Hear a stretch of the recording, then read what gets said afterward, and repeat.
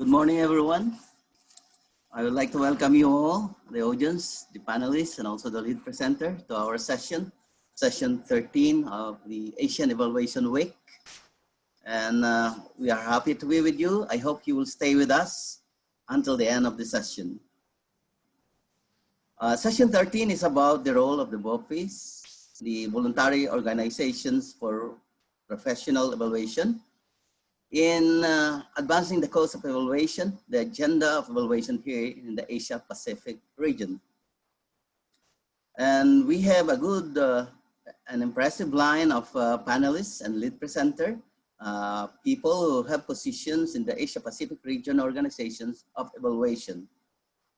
I would like to introduce to you our lead presenter, Mr. Samandar Mahmodi.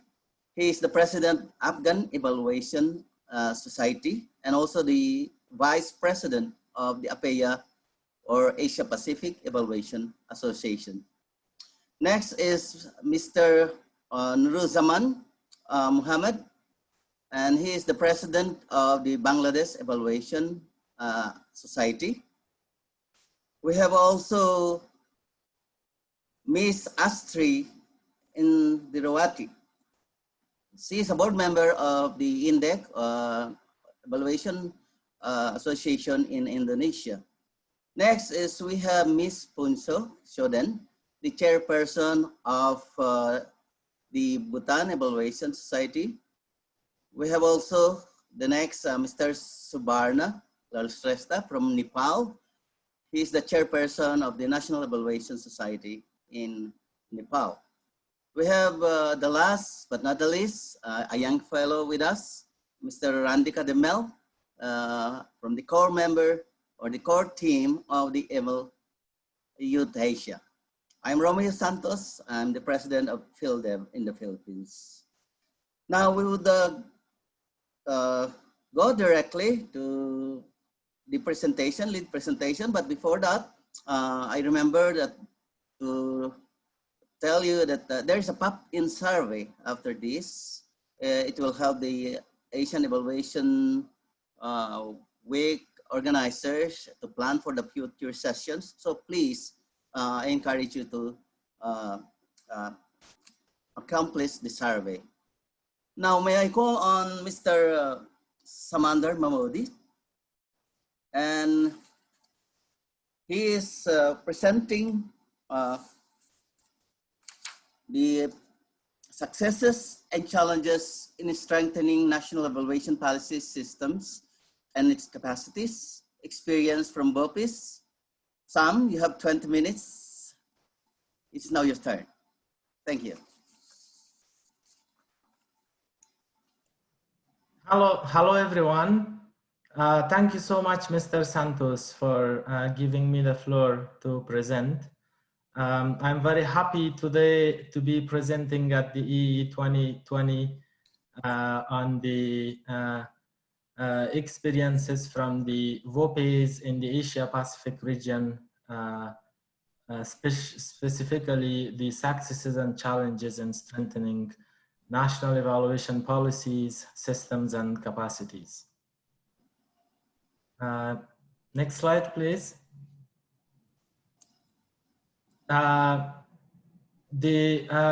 takeaways from this session are the roles that VOPEs plays in the professionalization of evaluation as organizations that work for that cause to professionalize evaluation, and also VOPEs are recognized as driving force for promoting evaluation theory, practice, demand, and use.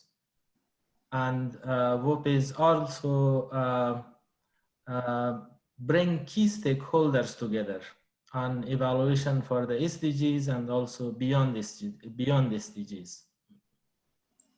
We will also discuss some successes of the VOPEs in the region and also the challenges that they are facing. Next slide. The national evaluation policies and systems, the NEPs and NES, they provide a platform to ensure that evidence is broadly used in public policy making and decision making processes at all levels, whether it's government, private sector, the plural sector, or individual decision makers. NES also contributes to a systematic approach for collecting, storing, retrieving, and utilizing evidence in order to inform policies, projects, and interventions. Next slide. National evaluation systems, they also provide a platform for reporting for the sustainable development goals, the follow-up and review processes of the SDGs, and also reporting against performance by the executive branches of the government. And strong national evaluation policies also promote equity-focused and gender-responsive agendas. Next slide. National evaluation capacities is also it's also crucial at all levels, both at demand and supply side of evaluation. For example, capacities at the parliaments and legislatures to understand the value and use of evidence, and to demand evaluations and use evaluations to inform policy making, and also to inform public debates and political discussions and discourses. National capacities in the Asia Pacific region are really important at all sides. On the other hand, capacities at the supply side are also equally important, because credible and competent evaluators should be available in the workforce, and they should have competencies according to comprehensive competency frameworks. Next slide. National evaluation capacities related to that. Another issue is the credentialing programs and also professional development opportunities for evaluations at national, regional, and international levels. I would like to give an example of the credentialing program by Canadian Evaluation Society, which credentializes evaluators, and that program is widely accepted in North America. Some other evaluation societies, such as Thailand Evaluation Society, have collaborated with the Canadian Evaluation Society to develop such programs. But we need that all over Asia Pacific region. Regional VOPEs should develop, and also national VOPEs should develop credentialing programs in order to recognize capacities and competencies of evaluators. And national evaluation policies should also require competencies for hiring evaluators,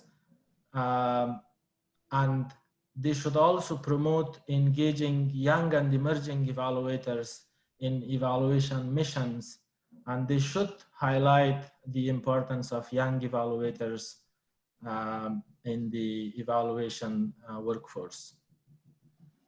Next, please. There are always some, also some successes of VOPEs in the region. The first is that the state of evaluation in the region, in the Asia Pacific region, have improved. However, there is no current data on the improvement of national evaluation systems and policies. But systems and policies are continually improving to adhere to the SDGs, follow up and review, and also to the voluntary national review processes. There has been an increased debate at national levels on the importance of evaluation policies and systems. Awareness of the public and policymakers have also been increased. Some countries have drafted national evaluation policies. For example, in the case of Afghanistan, a national evaluation policy framework was developed in 2016, but it has not been approved yet. In other countries, in the Philippines as well, a framework was drafted, but it has not been yet endorsed. In the case of Sri Lanka and other countries in the Asia Pacific, some of them have drafted evaluation policies. There has been debates at national levels, but most have no policies that have been enacted or endorsed by the national governments. Yeah, VOPEs are stronger. They are stronger than before, and there are more VOPEs than 10 years ago. The IOCE, the International Organization for Cooperation in Evaluation, their database registers 180 plus VOPEs, and many of them have been registered in the last 10 years, most of them in the Asia Pacific region. So there are more VOPEs being registered in the region. And VOPEs have also been recognized in some countries as leaders of promoting evaluation. And also governments engage them in public dialogues related to monitoring and evaluation and use of evidence and policy making processes. That's a lot of progress, but of course not enough, as we will discuss the challenges in the following slides. Next slide, please. Institutional capacities, that's one of the major challenges of VOPEs. There is a toolkit developed by the IOCE for VOPEs in order to use that for strengthening their institutional capacities. That has been used widely by VOPEs, but that is not enough. VOPEs need more resources in order to strengthen their institutional capacities. In addition, resources are scarce. As much as evaluation is underserved and undervalued, it's also underfunded. It's underfunded by the government, it's underfunded by the donor communities, and there is a lack of understanding of the role of VOPEs by most of the donor communities. That's why VOPEs are not receiving direct funding in most cases in order to develop programs in their countries. Next slide, please. Yes, lack of funding is a great issue, and also VOPEs membership bases are not growing substantially. Some VOPEs have 50 members, 100 members since a few years. Like the rate of growth of the membership base is really slow, and it's because they do not have enough resources to develop programs for their memberships and engage their members in different activities. or they cannot provide enough benefits or to attract new members. That's something that VOPEs have been struggling with a lot. Evaluation is also often a discussion for evaluators. That's a great challenge. We evaluators are struggling to bring other people on the table to discuss and debate evaluation, evidence-based policy making, but non-evaluators usually do not engage in evaluation debates most of the times. Next slide, please. That's all from my side. Thank you so much for your attention. I would like to give over the floor to our moderator, Mr. Santos. Thank you so much, everyone.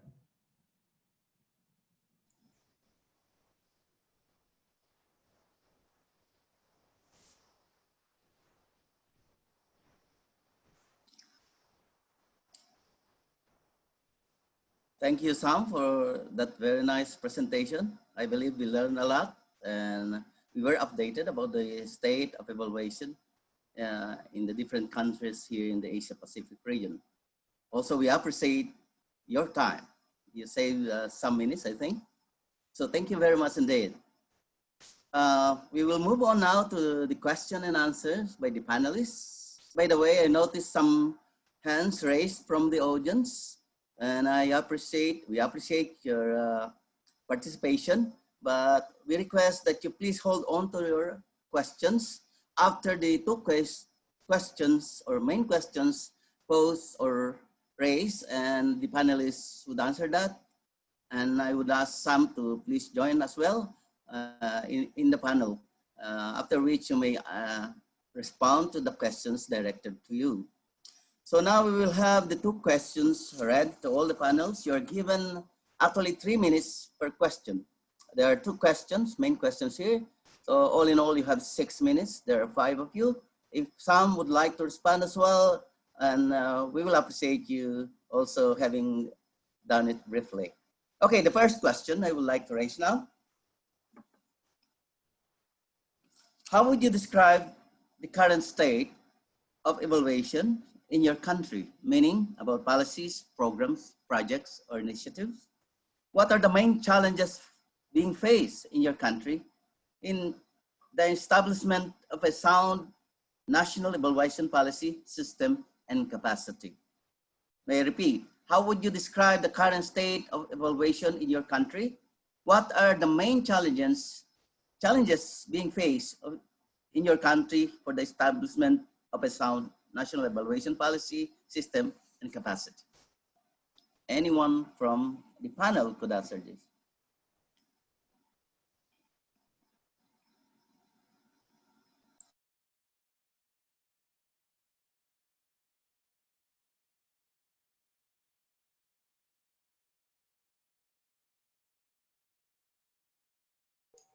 Can I go fast here? Can I respond to this question? I'm Phuntsho Choden, and I represent Evaluation Association of Bhutan. And to talk about the current status of evaluation of any initiative in my country, the national evaluation culture per se is not yet developed. Although there are many forms of monitoring and auditing of implementation of policy that also provide some form of evidence for policy formulation through feedback loops. However, as you and me understand that how this monitoring and auditing falls short of evaluation and evaluating the merits and demerits of the policies. So this gap has been felt by our government and initiated the establishment of Evaluation Association of Bhutan as a VOPE. And now it is a registered civil society organization in the country.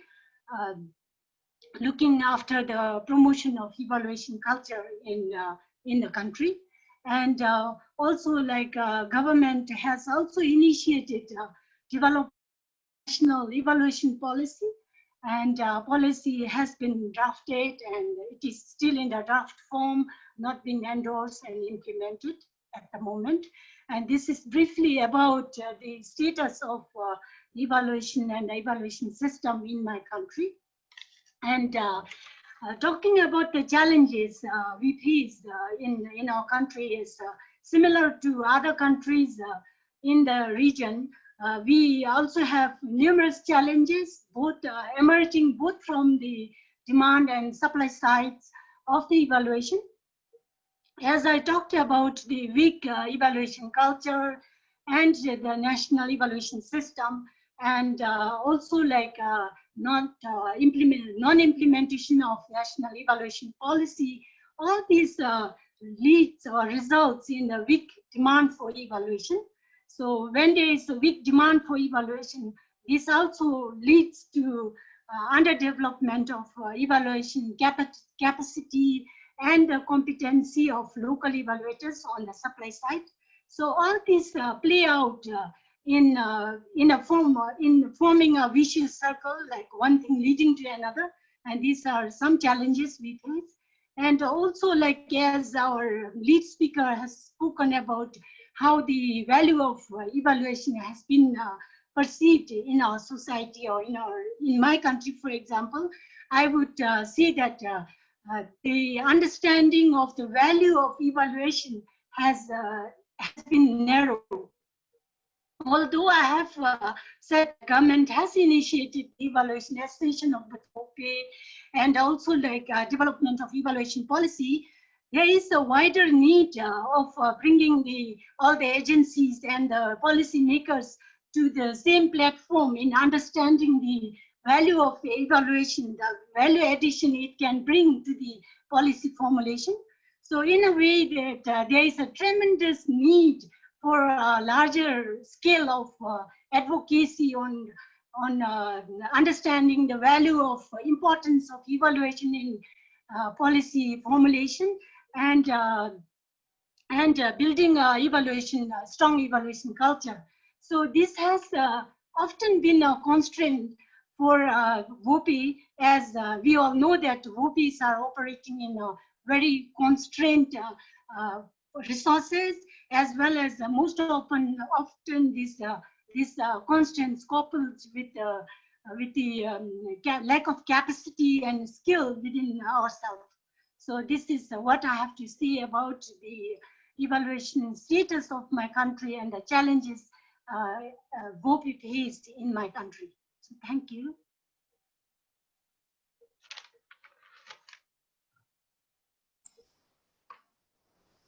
Thank you, Phuntsho. And we welcome other comments, response from the panel members, please.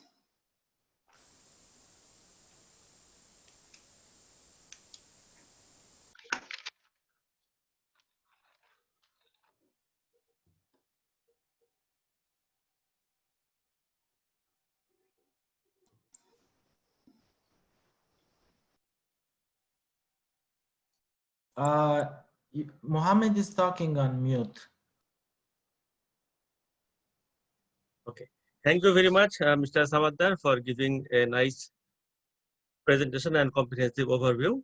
I think you have covered all the relevant issues. In Bangladesh, we have a very, very broad evaluation community in Bangladesh. Particularly, the largest NGOs are in Dhaka, in Bangladesh, and the government is very much supportive to the evaluation capacity building and organization. And government is also supportive to formulate a national evaluation policy. But our main challenge is to engage the qualified and competent evaluators, evaluation commissioners, and policymakers.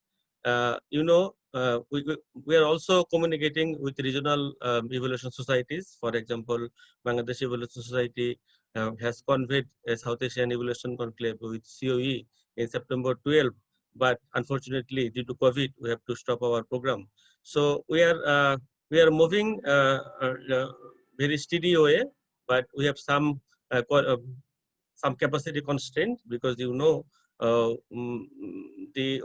our city is one of the most expensive city in the world, I think, for many reasons. So our budgetary constraint is one of the major concern for us, as well as we'll have to collaborate with other professional societies, even other national and international organizations is one of our major constraint. I think Asia Evaluation Week is one of the opportunity to have a common understanding, to identify our challenges, and we can collaborate further so that we can enhance our capacity in the coming days. Thank you very much. Thank you, Mohammed. Perhaps we could listen from the other panelists. I could see Astri. Okay. Thank you, Professor Romeo, for the questions, and thank you, Samandar, for the comprehensive presentation and elaborating the successes and challenges in strengthening national evaluation policies, system, and capacities. I concur with you on the key success and challenges that you mentioned, as it is in line with the context of Indonesia. National evaluation policy has been endorsed in Indonesia. The legal basis for development, monitoring, and evaluation includes Law Number 25/2004 on the National Development Planning System, and also Government Regulation Number 39 on year 2006 on procedures for monitoring and evaluation of the implementation of the development plan. We also have the designated public institution for evaluation, which called as the Ministry of National Development Planning or National Development Planning Agency. We call it as BAPENAS. And furthermore, performance-based planning and budgeting has been mainstream in the National Development Planning and Budgeting System. Several laws and regulations have been passed to set a framework for monitoring and evaluating the performance of the development program. The challenges for the establishment of sound national evaluation policy include the institutional, which is related to government capacity.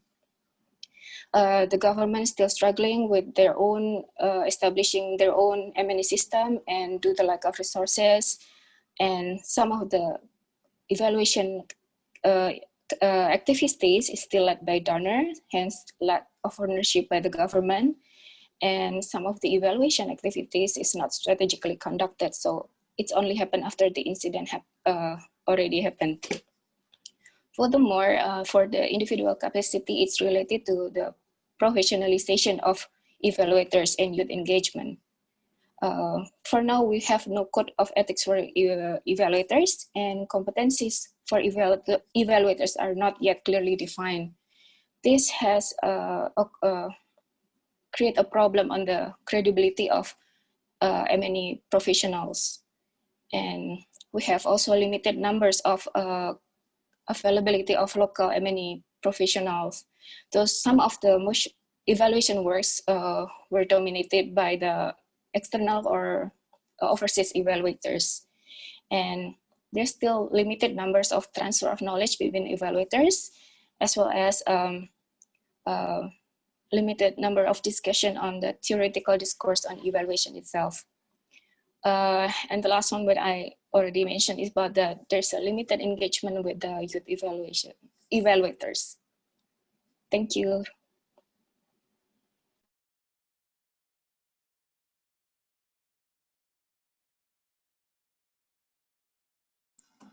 Thank you very much, Astri. We have a toss between Subarna and Randika. If you may please comment on the question. Any one of you? Can I start, please? Can I start? Professor Rom? Please make it louder. Professor Rom, Raise your voice, Subarna. very much, Professor Rom, for the question. Evaluation is getting important, and programs and projects evaluation is increasing in Nepal. National Planning Commission is the central body on the monitoring and evaluation. The Commission has submitted the monitoring and evaluation bill and is in the process of approval by the Parliament. According to the draft bill, all public sector organizations must evaluate development policies, programs, and projects. National Development Action Committee, chaired by Honorable Prime Minister, is the supreme body to review the development policies, programs, and projects, which is done annually. Other structures about Yemeni in Nepal are Ministerial Development Action Committee, Provincial Development Action Committee, and Supervision and Monitoring Committee at the district level. Yemeni policies are mentioned in the periodical plan, which has been done since a long time. At present, we have 15th five-year plan, which started from 2019-2020. That is our fiscal year. In the periodical plan, working strategic policies and working policies are mentioned. And presently, number of evaluation is increasing in Nepal, particularly since last 10 years, the number of evaluation is increasing. But still, all programs and projects are not evaluated. Some main reasons of the problem are lack of resources, insufficient number of quality evaluators, and low evaluation culture at the public sector organizations, private sector, and civil society. I mentioned very briefly about the status. Some challenges that we are facing from the demand side and from the supply side. What needs to be increased? Some challenges, main challenges are developing evaluation culture in the public sector, private sector, and civil society. Capacity development of evaluators, which must be done in the public sector, which must be done in the private sector, as well as in the VOPEs. Improvement of information and data collection system, and strengthening of VOPEs in the country and involving them in the capacity development programs and evaluation works. There may be other challenges as well, but I have mentioned just few challenges which must be taken care soon. Thank you.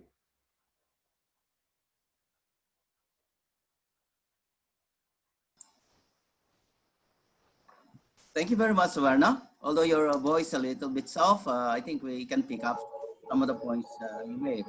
Now, let's give the turn to Randika. Randika, do you have a response to the question I raised, the first one?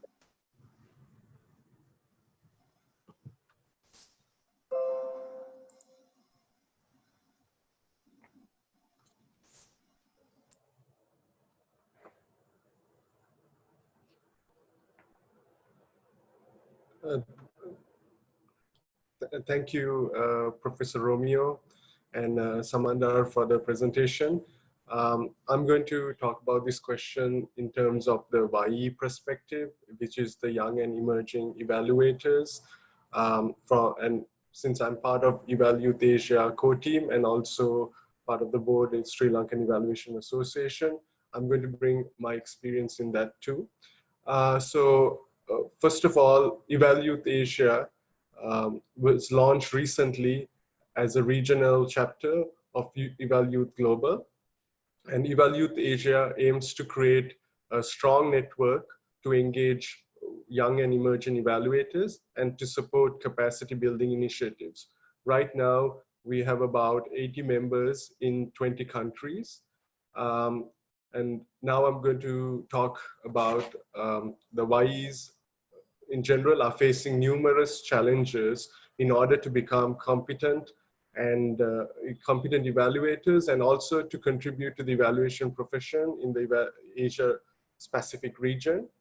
So when developing national evaluation policies and systems, the YE's needs and challenges need to be taken into account by policymakers. So one of the main challenges facing YEs is the lack of professional development opportunities. Most of them are costly and inaccessible in the region. So this time, EvalYouth Asia recently partnered with Sri Lankan Evaluation Association to have a webinar targeting YEs on data visualization. And we had over 150 participants. So our aim is to keep on building the capacity of YEs and get them engaged in the field of evaluation. And another challenge YEs face in the region is there's limited educational opportunities to study evaluation, especially in bachelor's level, master's, and PhD level. Right now in the region, Sri Lanka is offering, in Sri Lanka, University of Sri Jawadanapura is offering a postgraduate diploma in monitoring and evaluation. So we need more educational opportunities to train young evaluators to take on the profession.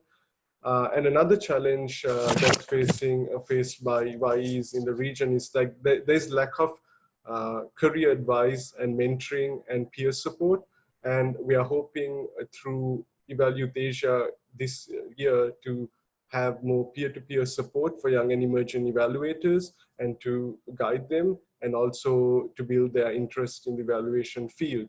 And another challenge, big challenge faced by YEs in the region is that there's lack of opportunities for internships and jobs to get practical hands-on experience related to evaluation. So that's something we need to look into if we want to develop the capacity of young evaluators in the region and also to have to professionalize the field. And because in evaluation, I think it's very important that you get the practical experience in order to succeed in this profession. Thank you.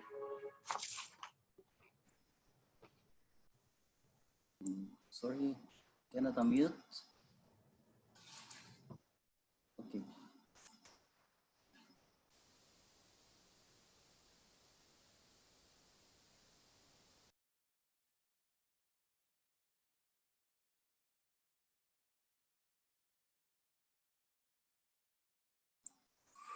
Sorry.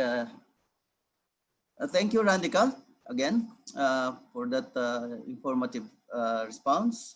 And I would like to thank all the panelists for the first main question. I'm ready now to raise the second question. Okay, and you ready, panelists? By the way, I would like to acknowledge the questions raised by the audience. Please hold on to your questions and we will be proceeding quickly to the Q&A after this last main question.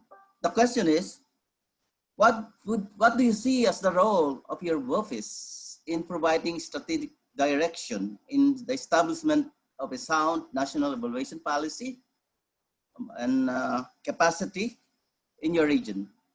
What has your VOPE done in this matter? May I repeat? What do you see as the role of the VOPEs or your VOPE in providing strategic direction in the establishment of sound national evaluation of policy, capacity, and system in your country? What has your VOPE done in this particular matter? May I have the first response, please? Any one of you?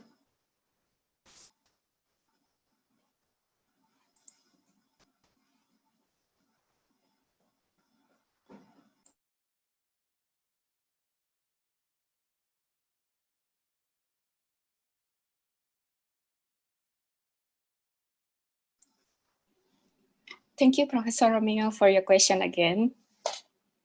I will answer the question. So, yeah. So, as I'm from representative from InDEC, Indonesia Development Evaluation Community, InDEC was established with the purpose to encourage, to promote, and to contribute in the implementation of monitoring and evaluation activities to support the development of Indonesia. InDEC has been taking some action to advocate the national policies and systems. We advocate the issue of the evaluation through the activities of discussions, webinar, and sharing sessions. We also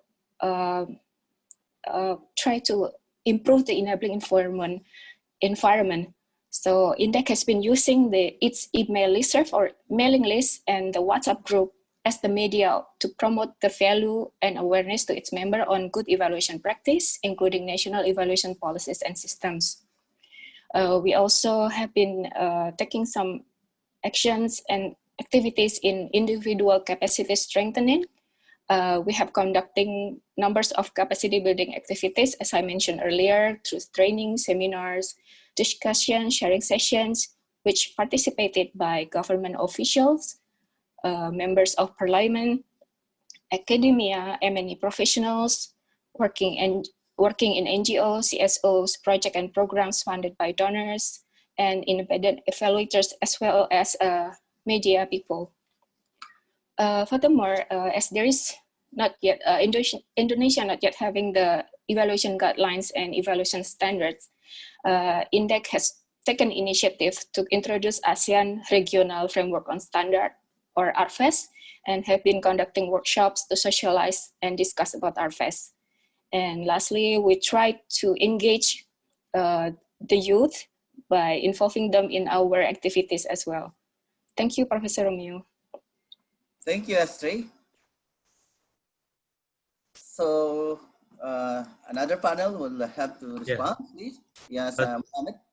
Yeah, thank you very much. I think Bangladesh Evaluation Society is also playing an instrumental role in formulating national evaluation policy. You know, so long most of our members are serving to the government of Bangladesh, and many of our members are working for public sector, private sector, and NGOs. They are also supportive in formulating national evaluation policy. We know in Bangladesh, we have a national monitoring and evaluation agency that is called Implementation Monitoring and Evaluation Division.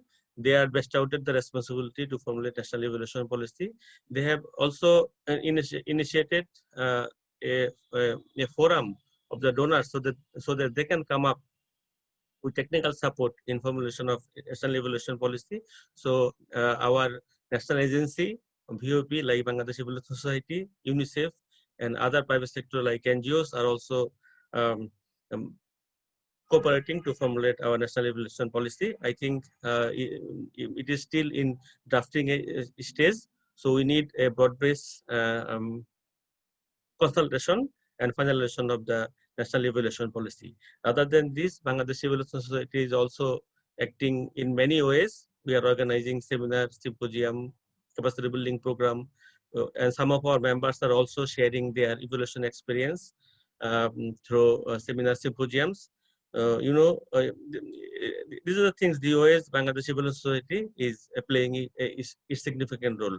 But one of the major challenge is that we have a limited capacity, but our members are trying to influence all the sectors like public sector, private sector, and national international organizations to come to a broad consensus so that Bangladesh evaluation community can be strengthened in the coming days. Thank you very much. Thank you very much, Mohammed. I think we could have Randika now, so that you will be the last in this question. Okay, thank you, Professor Romeo. So I'm going to answer this from the YE perspective. I think VOPEs have a major role to play in engaging YEs, the young and emerging evaluators, to help build the capacities of young and emerging evaluators and to train the next generation of evaluators in the country. So I'm going to talk about my experience in Sri Lankan Evaluation Association as being the YE focal point. I have to Asela, the current president of Sri Lankan Evaluation Association, Mr. Asela Kalugampitia, has been a champion in getting YEs involved in the board. So I'm serving that as focal point, and also we see that happening in the Asia Pacific Evaluation Association. So I think going forward, we need to have YEs involved in the VOPEs, in the board, So maybe consider having a policy for that, because I think it's important for YEs to have a voice and to be part of the decision-making process also when developing a national evaluation system or in terms of capacity building. So currently right now in Sri Lankan Evaluation Association, with the support of UNICEF, we are about to have a 2-day workshop for the first time in Sri Lanka targeting YEs in a couple of weeks to build their capacity and to new evaluators and to get them engaged in the field. And also Slava last year initiated the first webinar targeting YEs to build their capacity for the Asia Pacific region, partnering with the EvalYouth network. And in that webinar, we had participants who were introduced for the first time to the field of evaluation. And also I think another thing is it's important for YEs in terms of to be involved with VOPEs, because it also provides an avenue to partner with for YEs to be engaged with the development agencies, academia, the private sector. And also I think YEs being part of the board or part of the boards of VOPEs will help also to advocate for their issues in terms of when developing a national evaluation policy. Especially there needs to be capacity building included targeting YEs in these in the national evaluation policies and educational opportunities. If we want to train and to train the young evaluators to take on the profession, so we need to include those as well. Thank you. Thank you, Randika. Guys, time is critical, and we have 2 panelists to respond. Choden, Phuntsho, and Subarna, can I request you to limit your response into 1.5 minutes only? Phuntsho, please, could you take the turn? Okay, thank you, Romeo. To talk about the role of VOPE in my country, we are like Evaluation Association of Bhutan as a VOPE. We are very clear with our mandate for promoting evaluation culture, for promote generation of demand for evaluation, and as well as to build the capacity of our evaluators. So these things are very clearly understood by the association at the moment. And in order to play a strategic, provide a strategic direction for the establishment of sound national evaluation policy, as an association, we clearly understand our role in that, and we are working towards that. But we also understand at the moment our own capacity and our own weaknesses. And firstly, we want to build our own capacity and strengthen our weaknesses in order give our own, develop ourselves to come out as a stronger organization in order to provide strategic direction for promoting evaluation culture in the country. That's why we are at the moment studying our organization, looking within our organization and trying to study and look at how other VOPEs are doing, and have been attending a lot of webinars happening with other VOPEs in order to gain and learn from them. And also we are at the moment working towards developing a strategic way forward for the association. And also in the past, we have also conducted a few capacity building trainings for our own members, as well as the evaluation, monitoring and evaluation officers with the government agencies and the CSOs, civil society organization. And we have been getting a strong support, constant support from our government, especially from the Gross National Happiness Commission, which is equivalent to a planning commission in other countries. and also like UNICEF. We have strong support from them, and we have been able to do a few activities so far. But at the moment, we are looking within ourselves and building our own capacity so that we can come out as a stronger association in order to give a very strategic or very useful direction in building our evaluation culture in the country. And as such, we also need to be inclusive, as other panel members have pointed out. We are looking at including our youth members, gender sensitive, gender responsiveness in our policy, and also like building our local knowledge capacity so that we have a relevant evaluation framework that is relevant to our local context. So these are some of the activities we are looking at, and keeping in the mind that we have to provide, we should be able to provide strategic direction for building evaluation capacity in the country. So that is all I could say here. Thank you very much. Okay, thank you, Phuntsho. We would like to have Subarna now, and please, Subarna, could you make it really very short? Thank you, Professor, for the second question as well. Nepal Evaluation Society, established in 2009, established with the sole purpose of strengthening evaluation in the country and increasing evaluation capacity, evaluation culture, and evaluation commitment. Since then, there has been some improvement. Nepal Evaluation Society is involved, since its beginning, is involved in capacity building training, providing capacity building training, particularly on monitoring and evaluation. We have conducted several training programs, and we conduct that every year. And we are also conducting workshops and seminars on different subjects. We organize talk programs on different important subjects, particularly on monitoring and evaluation. We do that every year, almost 2 talk programs a year. We conduct evaluation as well, which help us in developing our capacity as well. And we conduct evaluation even in remote parts of our country. And we do have good networking with National Planning Commission and other stakeholders in Nepal.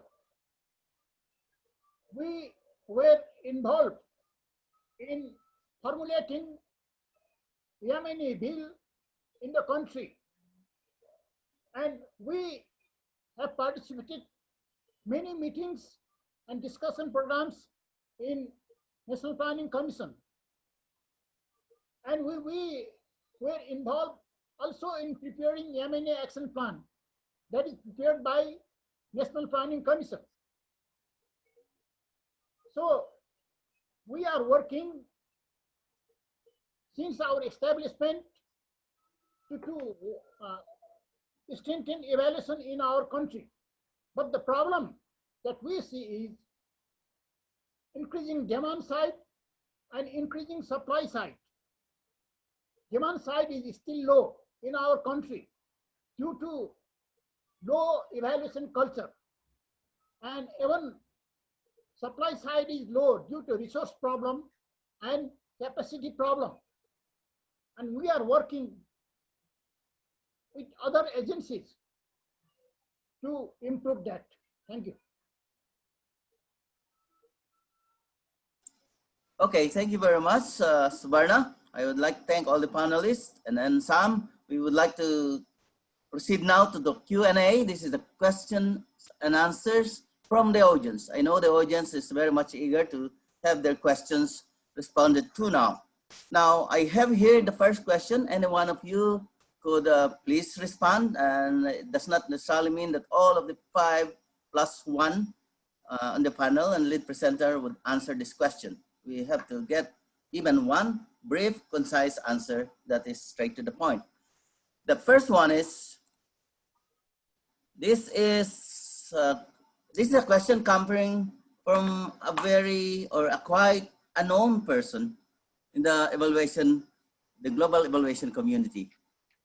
Asela Kalugam Picha, the president of APEA now, and of course from the Global Parliamentarians Forum in UNFEA, has this question. Please take note. It seems mostly VOPEs face governance challenges. What are your suggestions to improve governance of VOPEs? I would like to connect this with a number of 4 questions of KJ Lim from Malaysia. The question is, please take note and see the connection or the association. There are several VOPEs having the same set of people helming the organization for many years. What are your suggestions of overcoming the leadership challenges? These are very nice observations. Do you get the questions? And your answer, please. Thank you. Thank you so much. Thank you so much, Ram. And thanks, please. Thanks, Asela, for the question. The governance, of course, is a main issue VOPEs are facing because they are not institutionally well developed. VOPEs, IOCE promotes VOPEs in the form of organized groups, even if they are not registered as organizations in their countries. Therefore, there are many VOPEs who operate without being a registered organization. So the first step for improving the governance of VOPEs is to register them as an organization based on national context. For example, some would be registered as NGOs, non-governmental organizations, non-profits. Some are registered as associations. Some call them societies. So that's first step. The second is, if they don't have resources, they cannot improve their institutional capacity. So they should have some resources in place in order to develop good governance structure. A good model to solve this would be to refer to the IOCE toolkit, which provides a lot of resources, including how to improve the governance, including the governance of their decision-making, the budgeting, the planning and reporting, and performance management. At the same time, I want to highlight on the other question, which indicates that same people mostly are engaged in VOPEs. It's because their membership are not growing and young evaluators are not there to involve. I mean, there are, but there are not so many young evaluators to engage in VOPEs governance. And that's what currently EvalYouth is doing. And also our colleague from EvalYouth Asia spoke. So they have been working to build capacity of young evaluators so they can be engaged in the governance of VOPEs, because the same people cannot be there for forever, and that's also a governance challenge. Leadership should change from time to time. Thanks. Thank you, Sam. Okay, we have some more questions. Yeah. May I take this opportunity to answer one more question? Oh, yes, Mohammed, please. That is raised by KJ Lim. I think, yes, there are some governance problems in many VOPs. This may be true in some part. I think it's part of the governance system. For example, Bangladesh Evaluation Society is a registered society. It took several years to be registered as a registered society with the government agencies, because we have to take several security clearance from different government agencies who are the person engaged in these activities and what is their past and future role. So these are the things. Has come up, and Bangladesh Evaluation Society took 5 years to be registered. So we have faced lots of problems. But if the society is open, democratic, and agreed governance structure, I think some people cannot mishandle this type of organization that must be agreed within the evaluation community. And another question that is raised by Joy Pasha, that one of the evaluation conducted by Asian Development Bank in Bangladesh was unsuccessful. And I think sometimes the donors are also putting pressure on the community to establish their own views, own ideas, own projects, own policies. On policies, I think that is not very much correct. For example, in Bangladesh, UNICEF have come up with an idea to initiate national evaluation policy formulation, and they have consulted with Bangladesh Evaluation Society. We have requested them to engage and engage a consultant so that he can initiate multi-stakeholder consultation process, and the evaluation policy must be agreed in the broader evaluation community in Bangladesh. I think these are the major challenges, not only the VOP, but also the government, also the donor communities, also the civil society organizations. Thank you very much. Thank you very much, Mohammed, for that very nice response. Now, I think we have to adapt to the situation right now, guys, colleagues. We will run the questions. There are 6 of them or so, and we would get 1 or 2 responses. And later on, we will go back again to the specific questions, if we can save more time. So we can proceed. Now we have the number 2 questions, and unfortunately, Sam, I think this is directed to you. How is your VOPE engaging the academia to grow stronger together? Although this is posed also to the panelists. Sam? Thank you. I will briefly answer to that.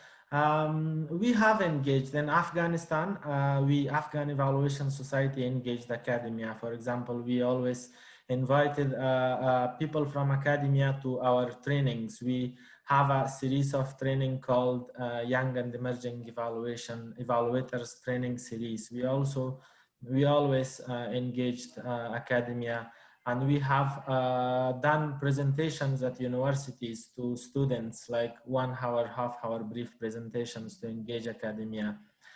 We have also brought people from the academia to our board of directors who are lecturers in universities.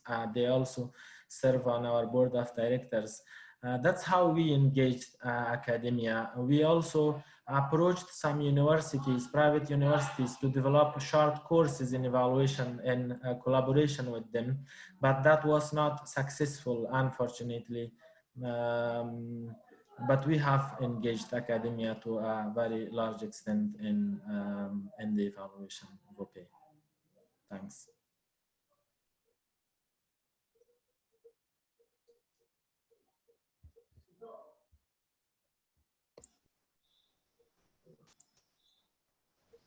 Thank you very much, Sam, Direct and Chris response. Anyone from the panelists to answer this question? I would like to express, share my opinion Okay. here, like please. on the question, like engagement of academia and VOPE. I think this is very important, and in my personal opinion, I would really feel that it is time that we should encourage or promote evaluation as a profession, and there is a wider need collaboration between the VOPEs and the academia to designing professional program development in order to promote evaluation as a profession. And this is one area we have looked at in my country also. This is important focus we are also trying to give in our strategy development, so that we could encourage evaluation as a profession. So this is what I would like to. This is some opinion from evaluation association. Okay, thank you, Phuntsho. Now we will have the 3rd question. The question is coming from Ruba Murjan, a colleague from Mauritius. And the question is this: I would like to set up a VOPE in Mauritius. How would you go about setting it in a system or country mostly focused on monitoring and where there is a dearth of qualified evaluators locally? Did you get the question? Ruba wants to set up VOPE in Mauritius, but how would you go about setting in a system or in country where mostly monitoring is done and there are not so much evaluators? Any volunteer from the panelists? Yeah. So please. We can share our experience. For example, International Initiative for Impact Evaluation organized a Dhaka Evaluation Conclave in back in 2021. 2011, and we, some of the evaluators, professional evaluators, took part in that conclave, and we have decided that we should set up our own evaluation society. So first of all, if anybody or any group of people can establish their own VOP, first of all they will be agreed that they would like to set up, and then they will have to go through the legal and regulatory process. They will have to review the regulatory process, which is deemed fit. You know, in Bangladesh there are many regulatory setup, but we have consulted with the legal experts who would be the best, and then we have decided that we should register with the register of joint venture company as a national evaluation society. So it took many years, as I explained earlier. So and then you will have to consult with the multiple stakeholders, for example, the government, the NGO, other evaluators, evaluation policy makers, then you can move forward. I think there is no shortcut way. It's a very lengthy and cumbersome process to set up an evaluation society, especially broad-based evaluation society formulation is a lengthy process. So we'll have to consult with the multiple stakeholders and we'll have to agree, then you can set up a society in Mauritius. Thank you very much. Thank you, Mohammed. Oh, Sam, I think you wish to address the question also? Yes, yes, I would like to. And also some other panelists after Sam, please. I'm glad when I hear that new evaluation societies would want to establish. I would like to make it easy. Like when we did our society in Afghanistan in 2013, it was just myself and one other evaluator friends. We were in the same situation. No respect for evaluation and no culture for evaluation. We came together and established as an informal network, not registered. And then we talked to other evaluators, so we became 6-7 people. And then we went in 2015, after 2 years, we went and registered it with the government as a non-profit organization. That's how we established. So if there is no demand for evaluation, that's the best place. Like we have to establish as soon as possible, whether it's 2-3 people come together, name, and then start with social media, like create a Facebook page, LinkedIn, Instagram, and basic setup. And lastly, I would like to suggest that the IOCE toolkit for VOPEs is also reviewed before establishing a new VOPE. That provides a lot of guidance and resource tools. Thanks.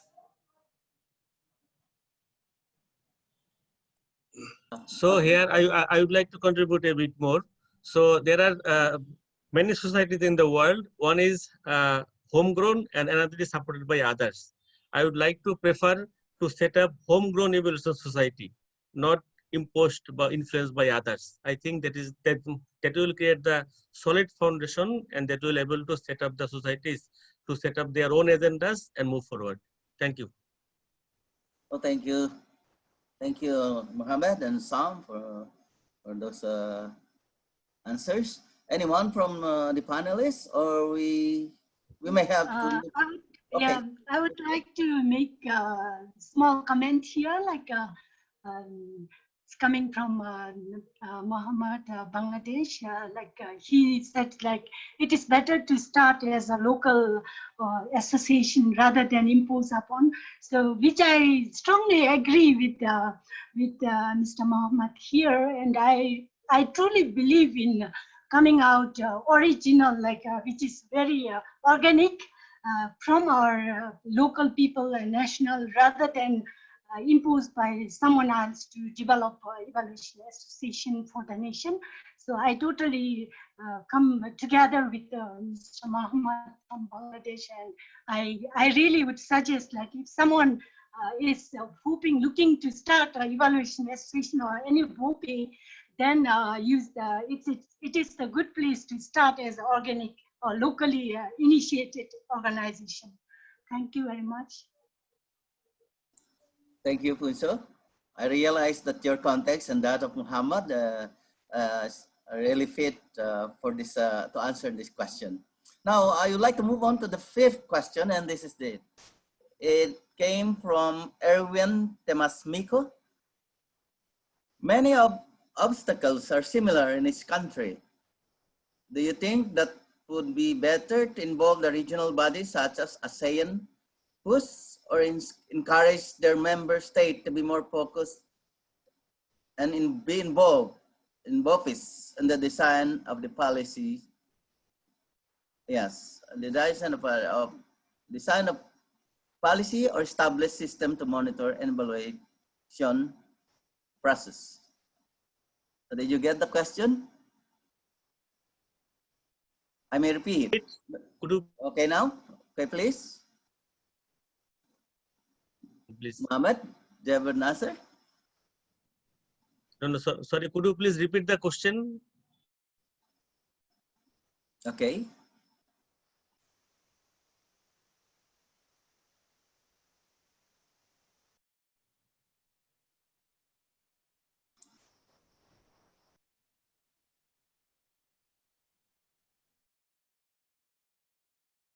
So could you please repeat the question?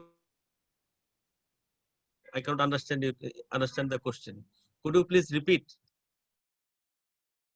Okay, let me repeat.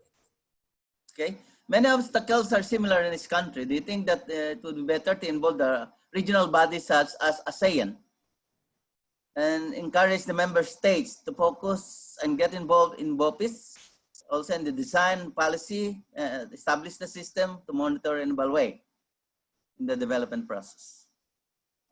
So it's about involving regional bodies such as ASEAN. Panelists, please here also. Yeah, I think it's a very good question.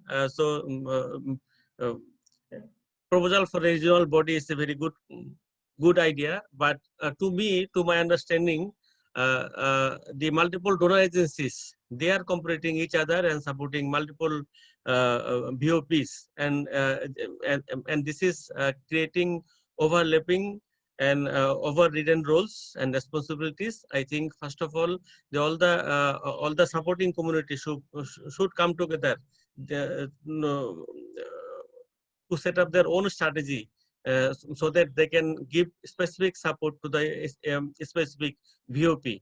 I think regional initiative is very good one. I think our major donors like Asian Development Bank, UNICEF, UNOPA should come to a consensus. The way they are channeling their support for capacity building, for financing, for dialogue, for any other matters. I think there should have some coordinating process so that the resource can evenly distributed among the regional VOPs, and evenly the capacity building activities can be taken place. Okay.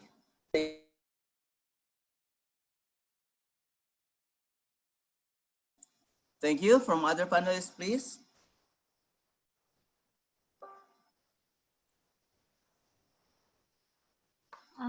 If I may, sorry. Oh, okay, Phuntsho, please. If I may come in here, I would say that the role of regional cooperation is very important in upskilling the VOPEs, I think. When I say that we have to come out organic ourselves, I think for me, like looking into within ourselves is very important. First, initially, we have to build our own capacity based on our organization relevant to our own context, so that as we grow, then the role of regional bodies becomes very important to strengthening and enabling us, and also to sharing knowledge, and together builds build the capacity of our entire organization. But at the same time, coming out organically when you build as a small organization, that is very important. I think when you build your own organization based on your local context, then you come out strong, and then you can make contribution to developing a stronger regional cooperation. So I see from that perspective, and the role of the regional bodies like ASEAN is also has a very important role in enhancing and strengthening the VOPEs and building their skill and capacity. Thank you. Thank you, Phuntsho. Sam, you were responding to the question also? Yeah, I just wanted to say that yes, regional platforms would be really very important to promote the role of VOPEs in evaluation, such as ASEAN and also SARC, South Asian Association for Regional Cooperation, and other regional banks, regional financial associations. They can encourage their state members. However, state members should initiate development of national evaluation policies and systems from a bottom-up approach. Thanks. Thank you, indeed, Tom. Okay, from other panelists? Yes, Romeo, I would like to also answer the questions. Yes, so I think before, I agree with all the panelists that involving regional bodies or regional institutions such as ASEAN or other institutions is important. But before we actually engage, I wish that all the VOPEs has already strong in the sense that we can build partnerships with other partners, with other networks. But we have to be strong with our visions, with our activities, with our organization before we actually involve other parties in the activities on the evaluation. Thank you, Romeo. Thank you, Astri. Very nice response.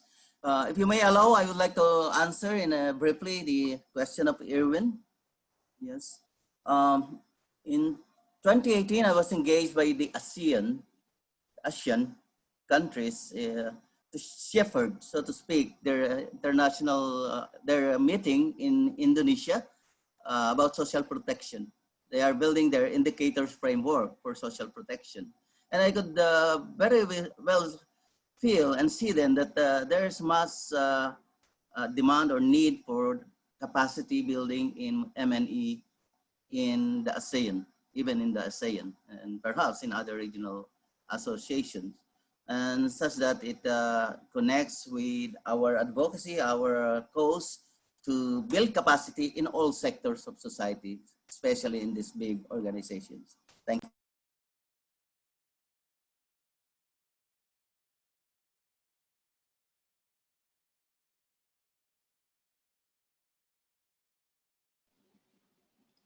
Romeo, you're on mute. Okay. Sorry. This is from Joy Pasa in Bangladesh, the question. In Bangladesh, we have experience of ADB evaluation of KGDRP project, and it was revealed unsuccessful. So from the very beginning of the project, what is ADB plan? The ADB plan to engage community in the projects there.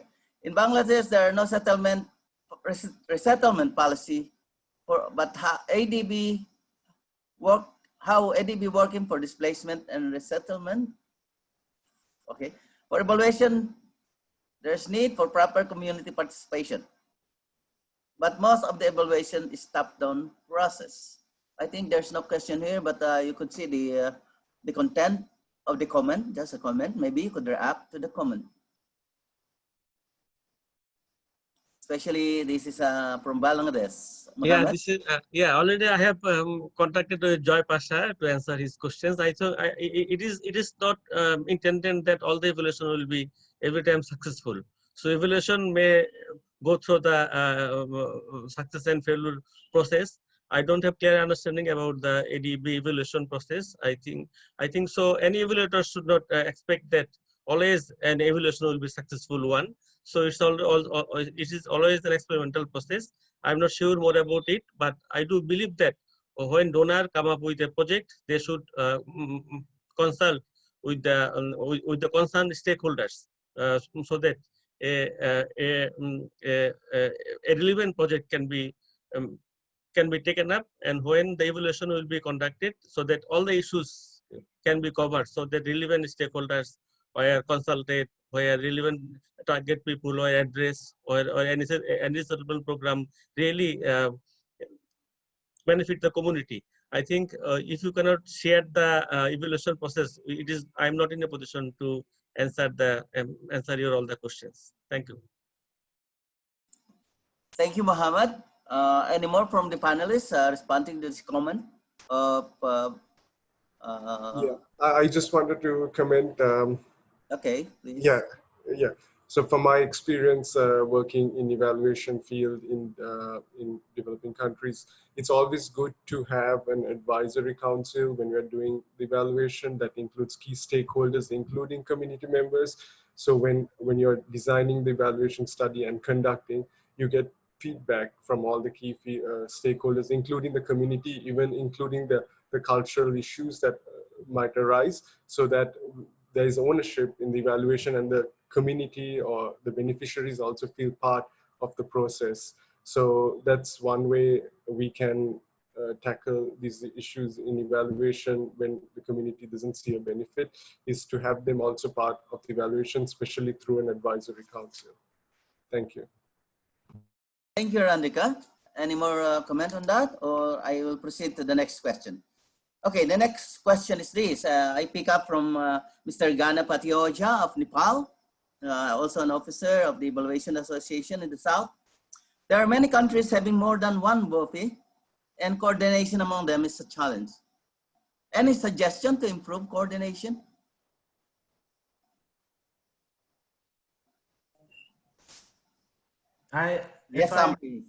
If I may, actually, that is a challenge. We also have a few VOPEs in Afghanistan, like 4 or 5 of them on the IOC database. But obviously, one of them is, I don't say because I'm the chair for that, it's more active than others. We would like to sit with other VOPEs, bring them on table. But this really is mutually if all VOPEs mutually agree on a same agenda, then they can collaborate. Otherwise, some VOPEs just established, but they don't have activity. However, we hope that there are more VOPEs in one country. That is fine. It can be the case because one VOPE may not be able to do all. Thanks. I think that's a challenge in Afghanistan as well. Thank you, Sam. Any comment from the panelists? By the way, I think it's a challenge for any country, but we are lucky in Bangladesh that we are able to set up a broad-based evaluation society, while some of the evaluation practitioners try to set up an evaluation society in our country, but our international partners, our international forums, they've also checked with the Bangladesh Evaluation Society that they should support, or they should recognize establishment of new society. And I think it's a very good initiative. I would like to thank some of our international partners and international regional organizations. They are very much supportive to BS. In that way, we're able to establish our society as a only and nationally representative VOP. I think this example can follow many other societies by establishing a meaningful dialogue with the other counterparts so that they can merge and share the common responsibility. Thank you. Thank you, Mohammed.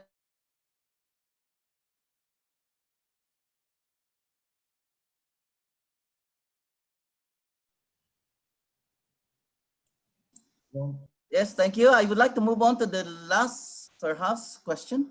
And this is from Dhruva Pojal. Institutional strengthening is one of the areas where lots have to be done. Would you please suggest a concerted effort to be adopted, taking care of context-specific issues for regional flourishing?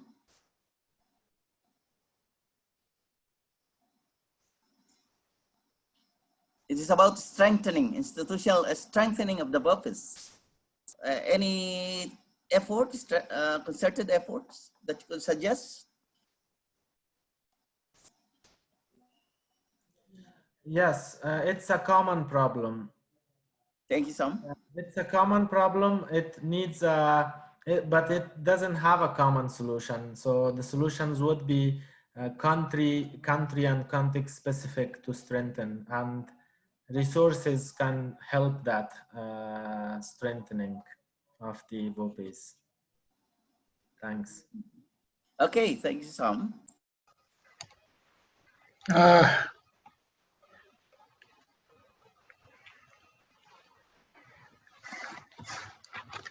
May I add, please? Sorry. By the way, guys, there are a lot more questions, and I think we cannot accommodate anymore.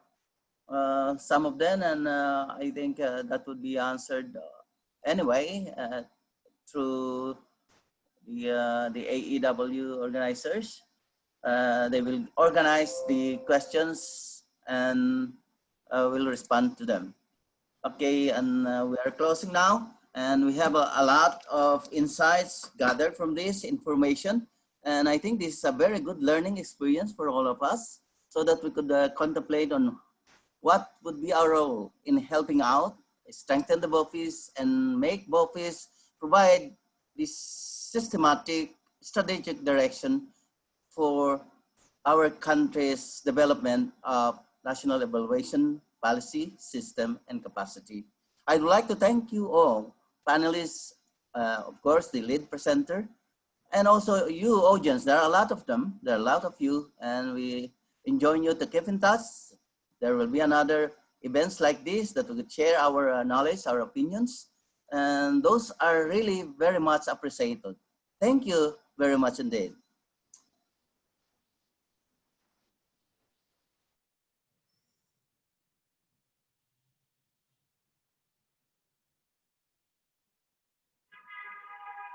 Thank you very much. Yeah, everyone is requested to fill the survey at the end. Yes, I would like that's to emphasize that there is a pop-in survey after this. It will really be appreciated. It will help a lot in developing plan for the future events of AEW. Please respond to the survey.